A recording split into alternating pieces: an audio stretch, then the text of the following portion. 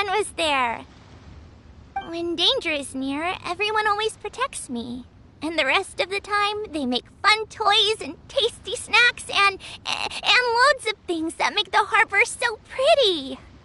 Thanks for protecting Liyue Harbor. Please come visit us for the next lantern rite. Unfortunately, we wouldn't be able to participate. Huh? Because we are Adepti. Oh, okay. It must be hard being an Adeptus. Aww. You see, this is what Liyue is like today. The country of contracts is grateful to the Adepti for their protection, but it is no longer necessary for the city to rely on the Adepti's power to solve every little niggling matter. Although their blood is weak, there is still strength to be found in those we call mortals. The time of contracts between gods and Liyue has long since passed. Now is the time of contracts between Liyue and its people. Seeing the port around us now, it is hard not to feel a bit out of place. Wouldn't you say so, Cloud Retainer? Your line of inquiry is askew. One day... Seems like the Adepti have had a change of heart. Let us return now. Eager to leave, Conqueror of Demons.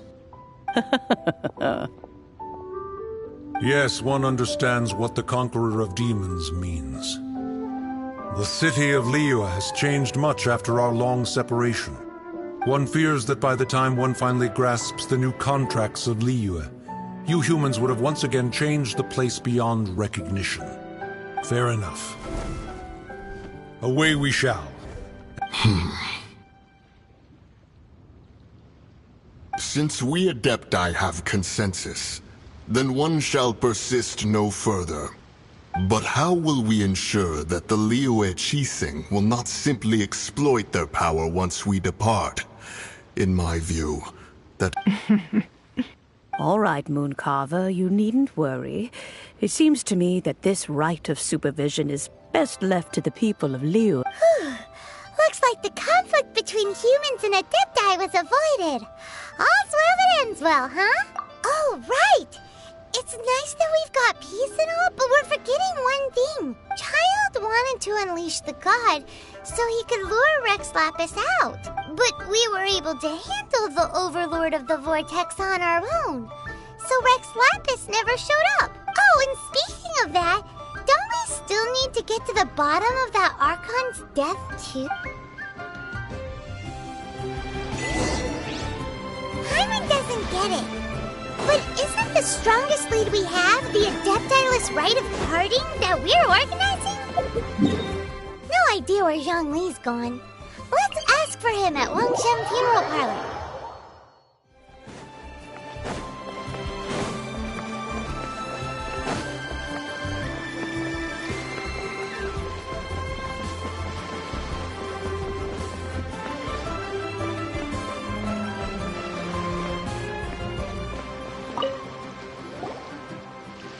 Is there anything I can do for you two? I'm afraid that Wangsheng Funeral Parlor isn't in the best state to receive guests. We've come to see Zhongli. Could you please tell him we're here? Unfortunately, Zhongli isn't here at the moment. It seems he went to Northland Bank. Doesn't the Northland Bank belong to the Fatui? Last time we saw Zhongli was before we went to the Golden House. Do you think he doesn't know about the attack on Liyue? Visiting the Fatui at a time like this, we had better go and make sure that everything is...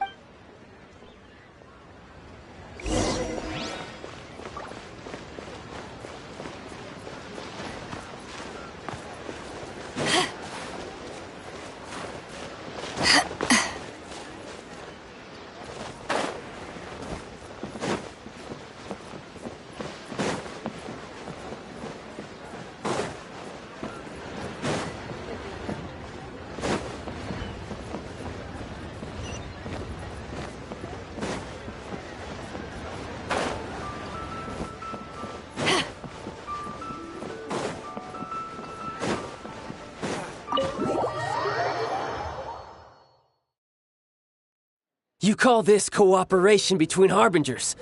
Cooperation involves communication, you know. Don't take it to heart, child. Besides, aren't you happy that you got to skip the formalities and bring chaos to the land? I'm sure you must have enjoyed that. Oh, it seems that some of your friends have arrived. Hey, it's Zhongli and Child. And you. It's you two. I believe we've met once before. In the City of Bards, was it? I'm glad you still remember my name. Ah, right. I imagine that it must have been rather hard to forget watching helplessly as something precious was snatched away from your friend. Well, if it isn't you two. This is our first time seeing each other since Liyue was nearly wiped off the map. This is certainly a bit awkward, wouldn't you say? Paimon knew that we should never have trusted a Fatui Harbinger. Oh, now don't say that. Sure, I may have misled you, but I never had anything against you personally. Besides, I thought we were getting along quite well together, didn't you? Except for that little tussle we had at the end. Nothing personal. We just have different views, that's all. Of course, you may very well hold this against me, but that's up to you. The real deceivers here are Senora and Zhongli. Curse them for leading me on. So actually, I think... Stop wasting time, child. There'll be plenty of time to chat once I'm through here. You remember the agreement, Morax. Now, if you would be so kind. The Gnosis, please. What in the world are you talking about? The contract is fulfilled. That which thou seeketh is now bestowed unto thee. For my promise is solid as stone.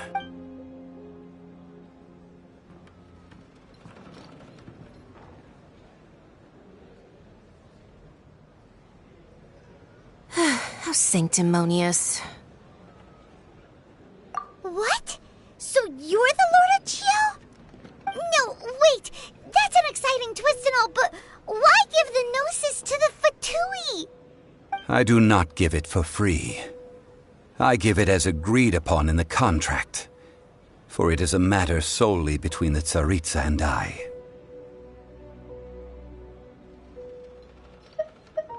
Yeah, you don't think you went a little bit too far with that whole fake death thing? Everyone was preparing the ceremony for you, and splat! This big dragon falls out of the sky, and all of Liyue goes into an uproar. Talk about a disaster. Gathering all the forces that had been bubbling behind the scenes, and then stirring them together in a pot that was bound to boil over. That's what he wanted to see, am I right? Wait, what? Perhaps it's best that I explain. As you know, I've dwelt upon this world for more than 6,000 years. It is now 3,700 years ago that I founded Liyue together with the Adepti. Even boulders that can withstand whirlpools will erode with the passing of time. I kept convincing myself that cracks had not begun to form, and that the end of my time had not yet come, until one drizzly day, as I was strolling along the harbor, I heard a merchant tell one of his workers, "You finished your duties. Go ahead and call it a day." I stood motionless among the crowds, asking myself, have I already finished my duties? Oh, Zhongli. But as I began to consider relinquishing my divine role, I soon discovered that many reasons still remained to not hastily depart.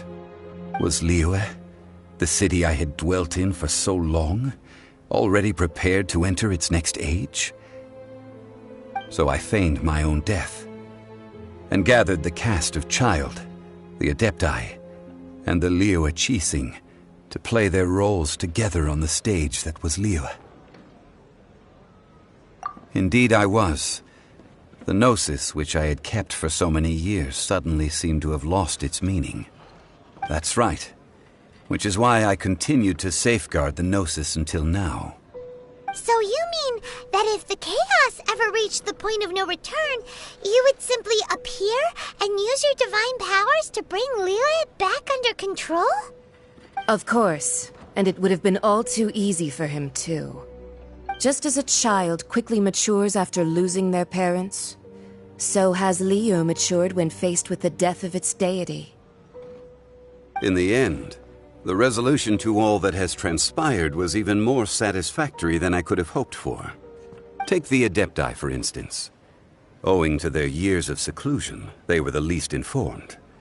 Yet when faced with a crisis, they commendably showed the greatest amount of restraint possible.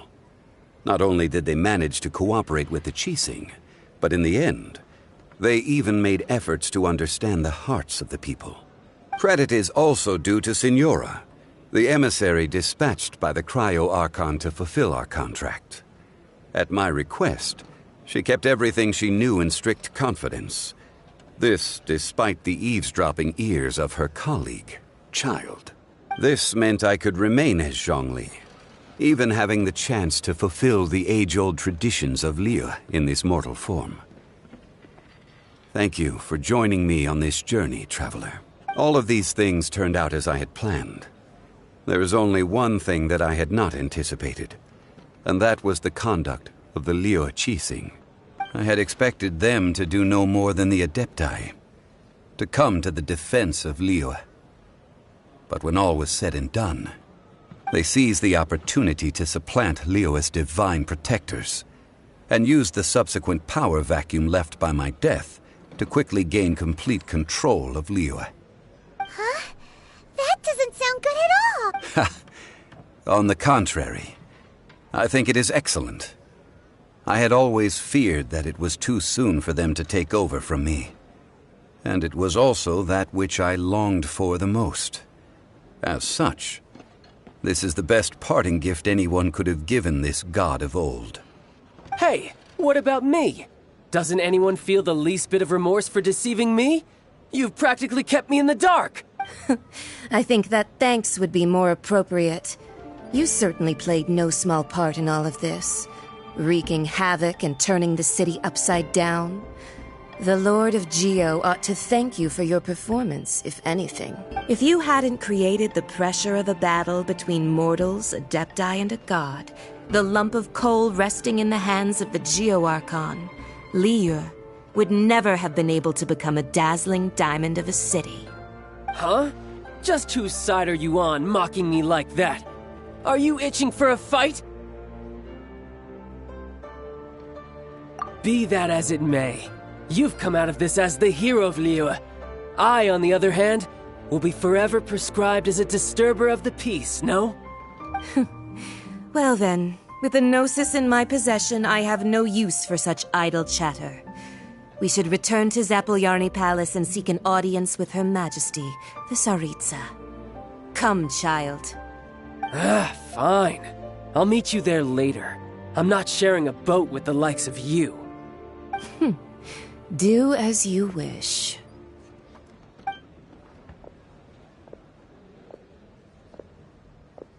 Now then, is there anything else you wish to ask me? Right! As Zhongli always told us, a good trade is a fair trade. Paimon has no idea what could be a good trade for a Gnosis. Realistically speaking, there is no such thing. Huh? However, I am the god of contracts. For thousands of years, I have made countless contracts. If the deal was of no benefit, then I certainly would not be inclined to agree to it. My agreement with the Cryo-Archon will be the last of my contracts as the Geo-Archon. My contract to end all contracts. As for the bargaining chip that the Tsaritsa used to balance the scales, uncover that answer for yourself in your future journeys.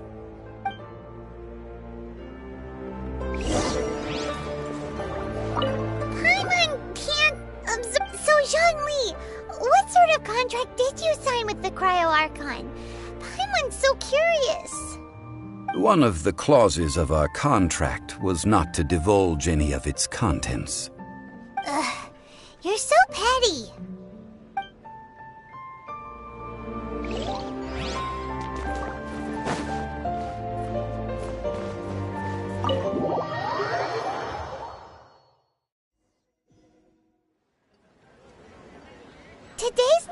the rite of parting. Although the star of the show is fake, we've spent so much time trying to organize it, it would be a real shame not to go there now.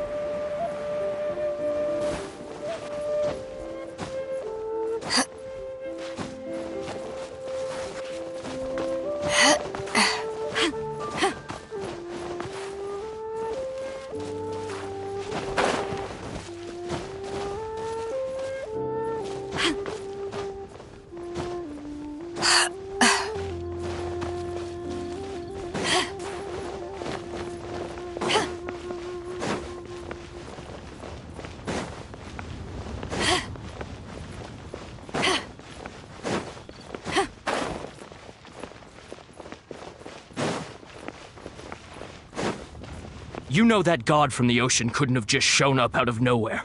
I mean, it's been 2,000 years since Rex Lapis subdued it. Yes, and to think that this happened right on the heels of the incident with Rex Lapis, too. Say, do you think the person who assassinated our lord and released that evil god might have been one and the same? Now that you mention it, that's very possible. Yes, it's very possible indeed. I mean, it all fits together. That person must have colluded with the evil god to harm Rex Lapis. Oh, that wicked, black-hearted scoundrel. Still, what sort of supernatural prowess must this person possess to be able to do such things? I have never heard of such a person in all my years. Ah, forget it. Guessing's no use to us. Look, the Millilith over there looks like he's about to make an announcement. Let's hear what the Ministry of Civil Affairs has to say.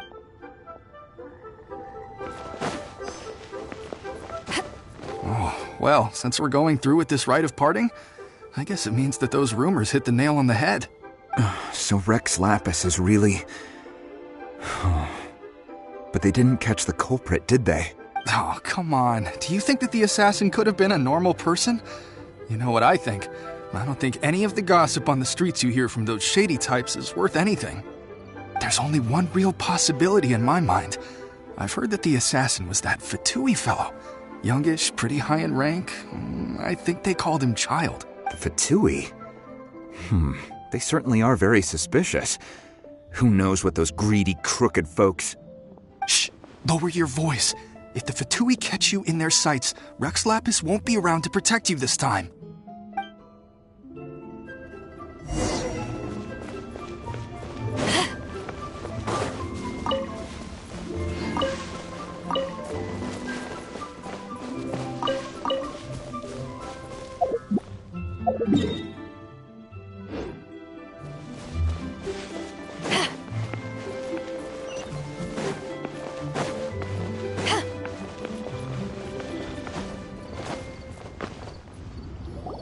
Hear ye all!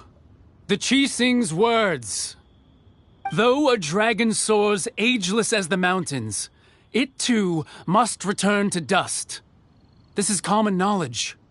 Gods and Adepti live glorious lives, but both light and shadow have their season. So too must they face divinely appointed trials. Rumors and hearsay abound on the streets that Rex Lapis was murdered. Now, let the truth, having been thwarted in his trial, Rex Lapis's soul has recouped the celestial heights. He beseeches the people of Liyue to grieve not and to let not their hearts be saddened. Nor are they to believe street-born rumors or indulge in baseless speculation.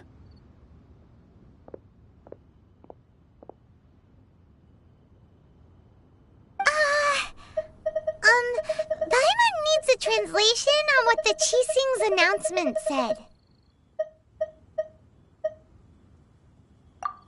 So that's how they're spinning it. Something feels off. Why would they suddenly give up looking for the murderer? Not to mention how this excuse sounds like something they just made up on the spot.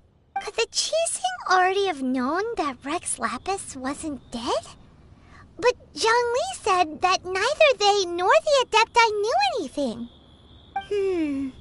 Did Zhongli tell them in secret after his gnosis changed hands? Exactly, right? Ooh, seems like the rite of parting has been going on for a while now. Let's go have a look.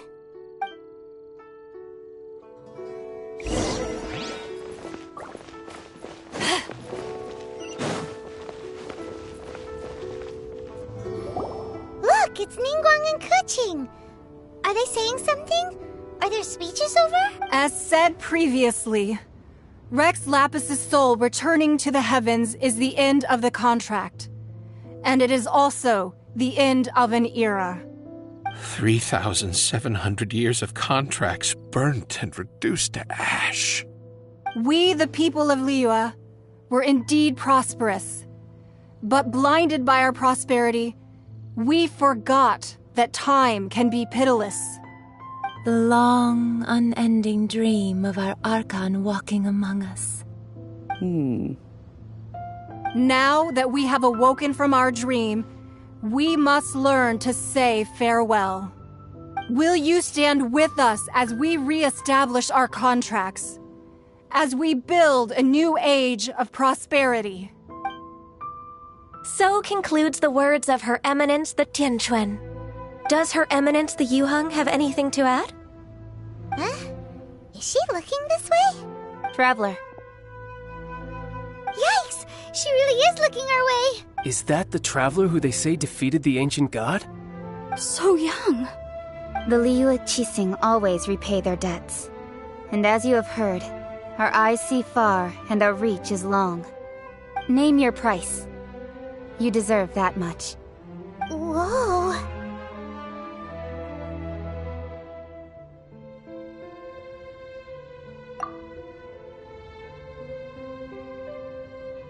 Well, could you help me put up some missing person posters?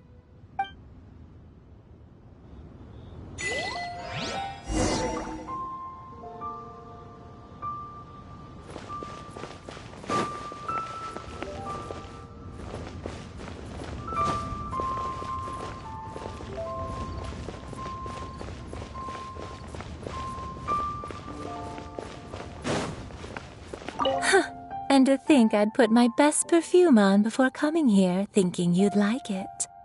But it seems as if those perfumes really were meant to be offered to Rex Lapis. Well, that's fine. Suffer no rivals in love, they say. And that's 3 gone in 1 stroke.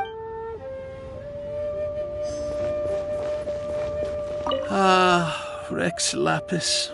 Rex Lapis. Now that I think about it, if everyone's of the same mind as me, perhaps mementos for Rex Lapis might be the best short-term business opportunity.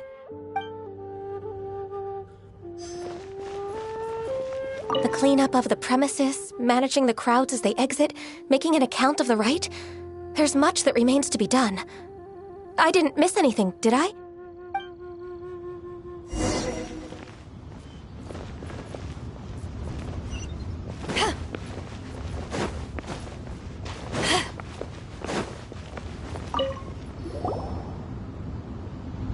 Hey, Zhongli!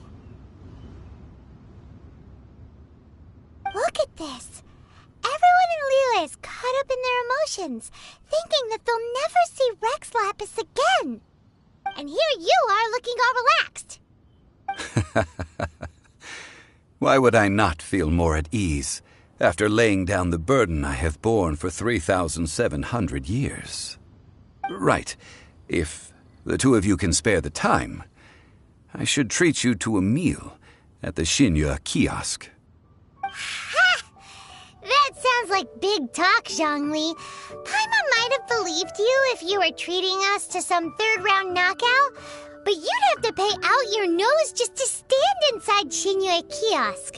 Are you sure you can afford it? You're right. I do like the Mora. But why would Morax lack Mora? As the Rex Lapis Morax, I can easily create Mora. But since I have chosen to walk this earth as the mortal Zhongli, I should abide by the same rules that mortals do.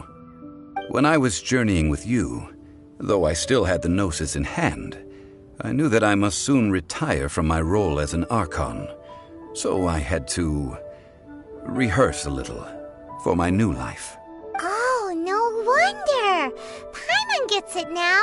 You didn't look at the price tags when we were spending because you've never had to.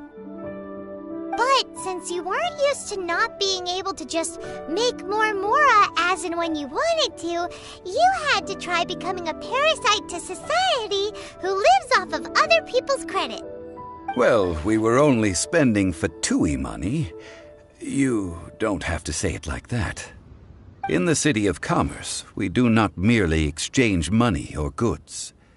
We also exchange knowledge, memories, and foresight, as well as positions, roles, and lives.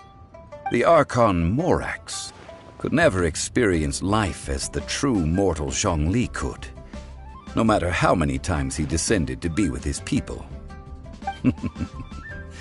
I must thank you for that. I will treasure the memories that I made as Zhongli, traveling the streets of Liyue with you. That is true. But there is no journey that does not end. No meetings without partings. Paimon thinks that we should make a move and continue our search for the Seven. I fear that continuing your journey may be difficult. The nation that neighbors Liyue by sea, Inazuma, is presently closed. Yes, the nation has been closed by order of its deity, the Electro-Archon Ball. And just as the people of Liyue preferred to call me Rex Lapis, she too goes by another name among locals in Inazuma.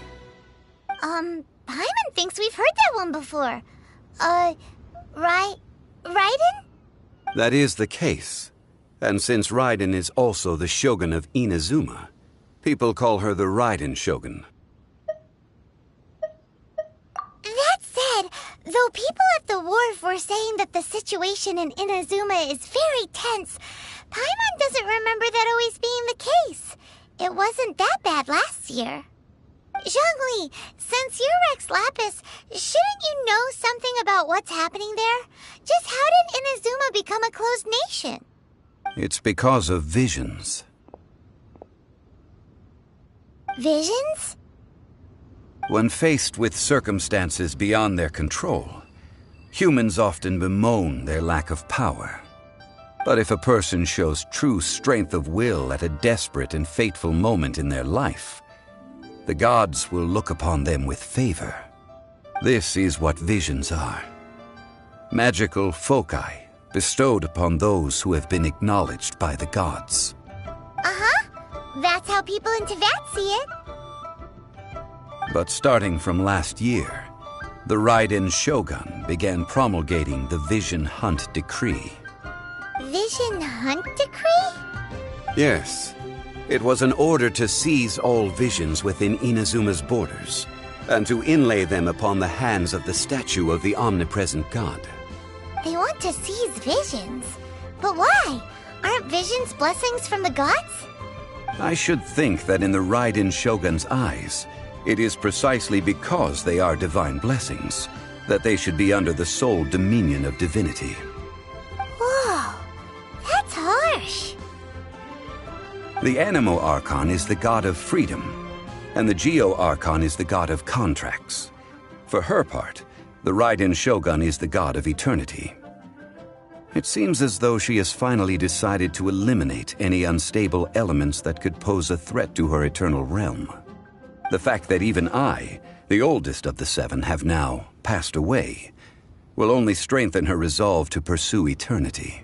Knowing her, she must have again quoted that adage she is most fond of when proclaiming that decree to her people. 7 ideals for 7 gods, and of these, eternity is nearest unto the heavenly principles. All right then. Was there anything else you wished to know?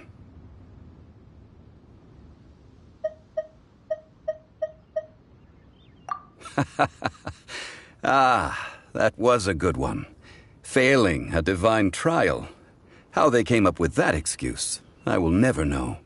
That said, the reason why the Qixing were so eager to resolve the incident and stop pursuing the culprit was indeed because they received news in secret that Rex Lapis was not dead. I hinted as much to the Adepti as well. How did I accomplish that, you ask? Have you ever heard of this particularly convenient Adepti art known as gifting dreams and visions? All right then. Was there anything else you wished to know? Well then, I suppose you'll have to find a way to get inside this closed nation.